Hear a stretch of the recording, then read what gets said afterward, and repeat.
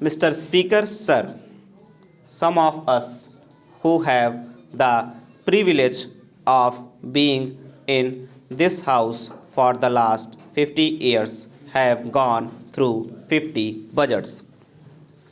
I feel that this budget, viewing from all angles, is really a budget which this country needed at this hour when there is widespread inflation all over the world and every country is struggling to reduce it, and also when there was almost a shadow of recession in this country and there was a heavy rainfall which led to good crop and agriculture produce prices were going down at this juncture. A budget with maximum investment, minimum taxation, and less deficit as compared to the past few years is a budget that is really a powerful fillip to economic growth, savings, and more investment both in industry and agriculture. This is the type of budget that perhaps the opposition people never expected.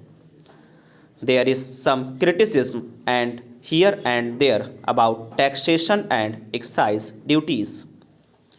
As the finance minister has mentioned clearly, the reduction of excise duties in the case of a few industries is not only to help the middle class people who use TV sets, batteries, or cars, but also the industries and the employees working in those industries.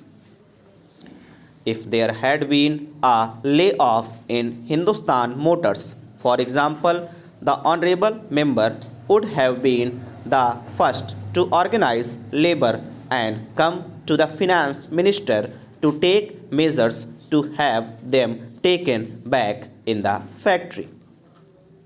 So that way, the finance minister has reduced the excise duties on certain items.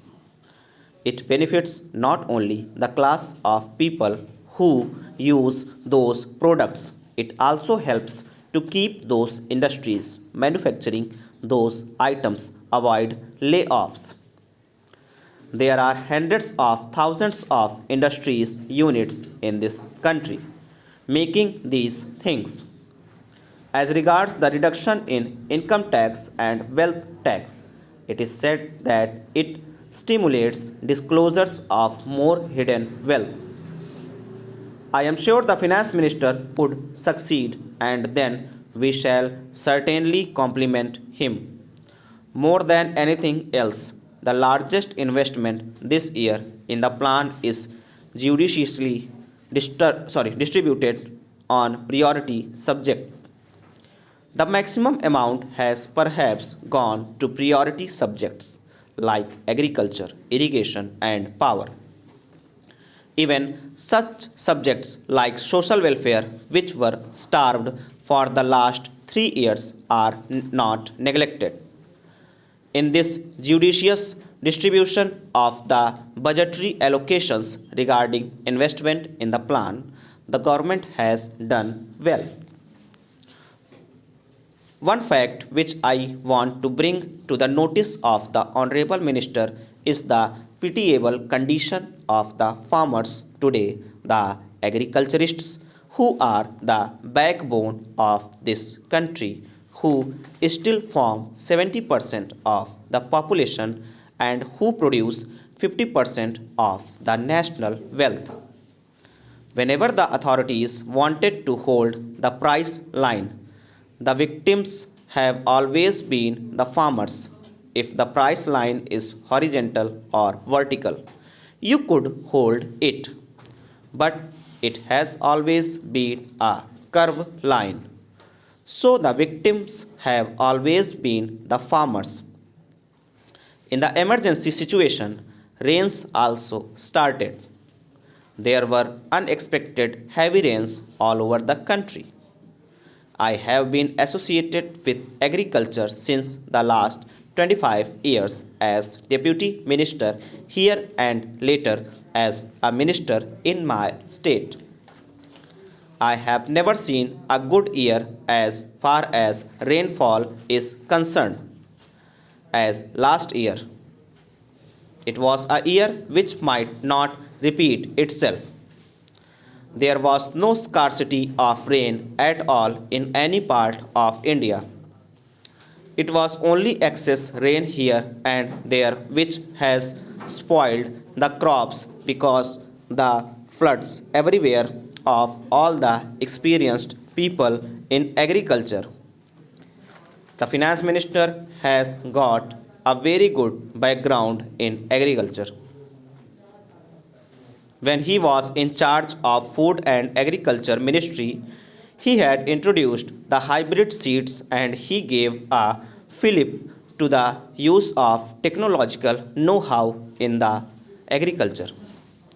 I thought he would have certainly understood the farmer's plight and he would have brought forward much more relief to the suffering farmers of today. But that has not been done.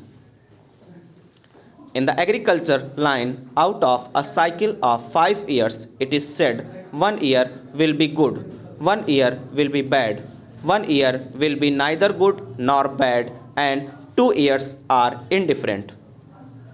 So, in a cycle of 5 years, there will be one good year only.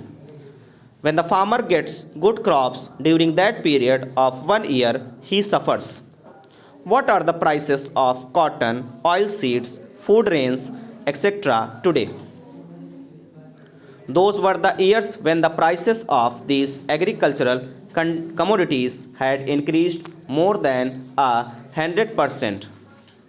I can give you the prices of certain agricultural products that are sold today. That is the position obtaining in oilseeds and various other commercial commodities also. When the prices have come down, the farmers have no money to buy other essential commodities, and this is the state of affairs. From the beginning, Planning Commission has also been advising the states to tax the rural sector. They thought that there were rich people in the rural areas and they should be taxed over.